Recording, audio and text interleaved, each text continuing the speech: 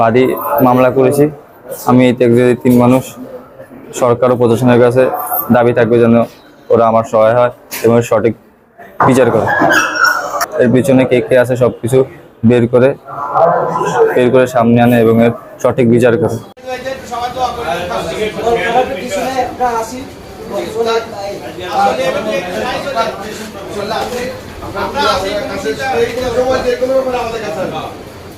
নিশ্চিত থাকো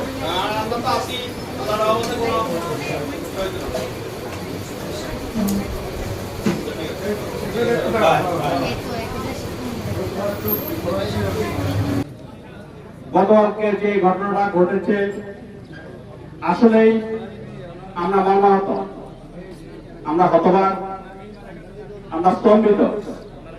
আমরা কি বলবো আমাদের ভাষা খুঁজে পাই না। আমরা বরাবর ঢাকা ইউনিভার্সিটিতে পড়ে না, তার বরাবর আনন্দদ্বীপ কলেজ থেকে পাস করে পরে আর কোথাও ভর্তি হয়নি, এখন পর্যন্ত কোথাও ভর্তি হয়নি।